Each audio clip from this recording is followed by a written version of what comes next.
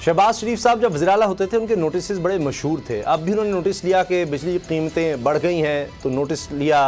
ताजरों पर जनाब टैक्स लग गया, इसका नोटिस लिया और पता चला कि उनके नोटिस के बाद 70 अरब रुपए के मज़ीद टैक्सेस लगा दिए गए हैं। और उसके बाद बिजली के हवाले से, बिलों के हवाले से लोग सड़कों पर आ चुके हैं, पूरे पाकिस्तान में परेशान हैं। अब इसी तरह बिलावल भी उनके पीछे पीछे वो भी नोटिस ले रहे हैं। अब सैलाब जिस तरह से आया सिंध में और बड़ी तबाही हुई, तो उन्होंने यूरोप का दौरा खत्म कर दिया। अब हकीकत कितनी है इसमें, नूर आरिफीन से जानते हैं। आरिफीन, बिलावल साहब ने भी लगता है नोटिस लिया है और कुछ सोशल मीडिया पर ऐसी वीडियोस गर्दिश कर रही हैं कि लोगों ने, मैंने पहली दफ़ा देखा इस तरह लोगों ने गाड़ी रोक ली बिलावल की और वहाँ पर कुछ एहतजाज करने की उन्होंने कोशिश की।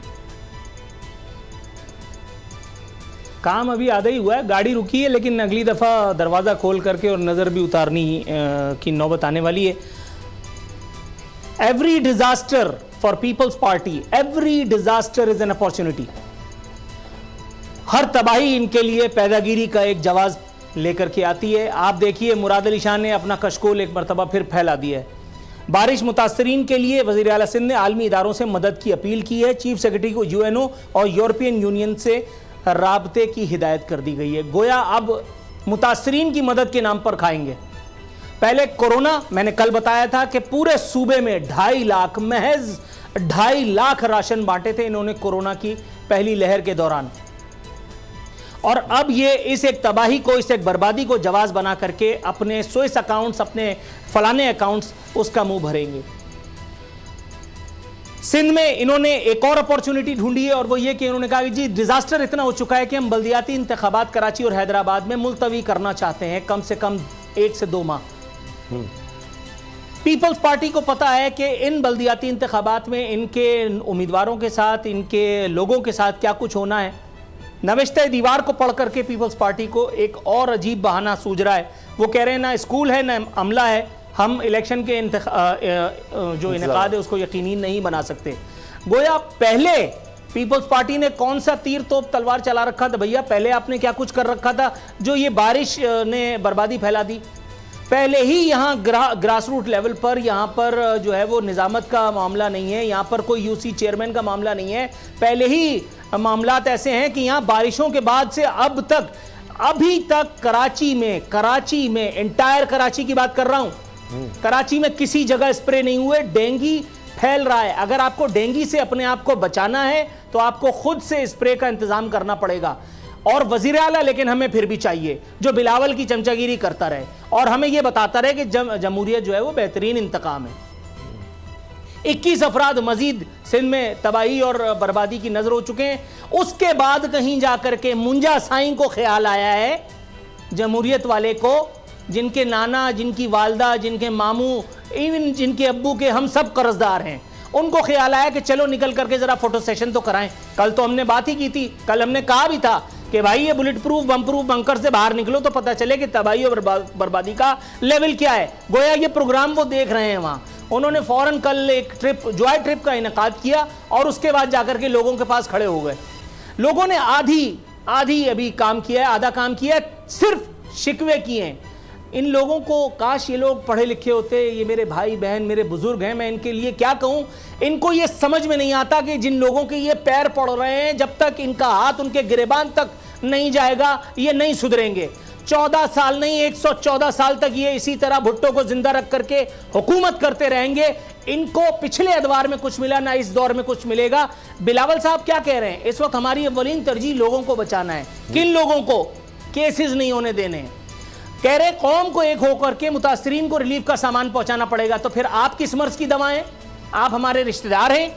ये सब काम भी कौम करे तो आपका वजीर आला क्या कर रहा है, आपके वजीर आला की हुकूमत क्या कर रही है, खुद आप क्या कर रहे हैं, आपके जो वालिद साहब के और वफादार हैं वो क्या कर रहे हैं। पूरे सूबे की मशीनरी आप लेकर के, मुर्तजा वहाब को आपने वो मोबाइल कमबख्त दिला रखा है जो ट्विटर अकाउंट से हर वक्त जहर उगलता रहता है। आप ये देखिए इस किस्म की तस्वीरें, शर्जील मेमन अपनी कमरिया पे हाथ रख करके खड़े हैं और टेलीफोन करके किसी गंदे नाले के पास आवाम को यकीन दिला रहे हैं कि मैं तुम में से हूं, हालांकि ऐसा नहीं है। शर्जील मेमन हम में से नहीं है, मैं कम से कम इस बात की गारंटी आपको दे सकता हूं। राशन और टेंट न मिलने का शिकवा किया गया है, बताया गया कि डिप्टी कमिश्नर ना टेंट दे रहा है ना ही खाना।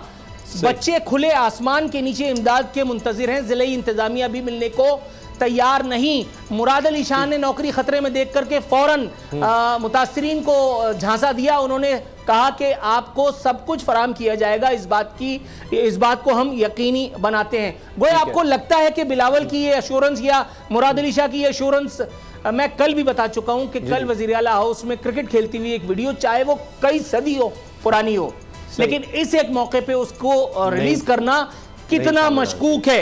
ये देखिए, ये एक बड़े दिमाग, आरफीन मेरे पास सिर्फ 1 मिनट बाकी है। नूरुल हुदा शाह सर, जरा थोड़ा सा टाइम दीजिए, वरना ये आरफीन नामा नहीं होता, उसामा नामा लगता है। जरा अगर आप मुझे बात करने दें, या आखिरी ट्वीट बता करके मैं बात खत्म कर देता हूं। जी जी।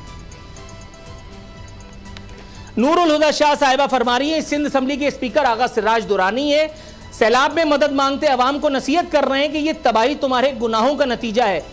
अल्लाह से पनाह मांगो, अल्लाह से माफी मांगो, तुम सुधर जाओ तो सब कुछ ठीक हो जाएगा। ऑल योर्स उसामा जी। अच्छा सिद्दीक जान, सिर्फ मेरे पास चंद सेकंड हैं। वाकई आपको लगता है हुक्मरान जाग गए हैं? कहीं हम सैलाब में लोगों को डूबता देख रहे हैं, कहीं बिजली के बिलों में?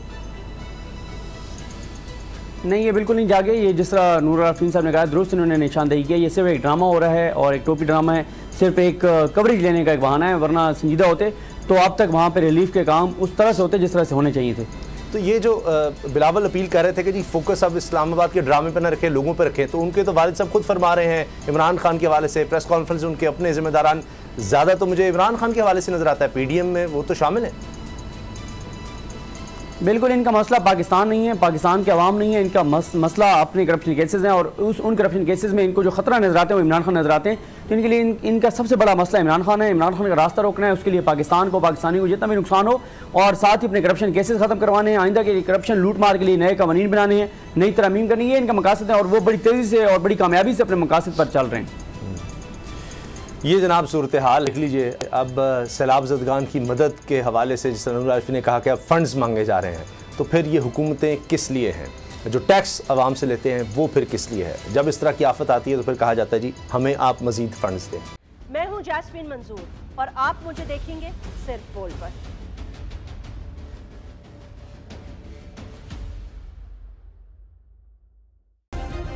सब्सक्राइब करें और बेल दबाएं ताकि कोई खबर रह न जाए।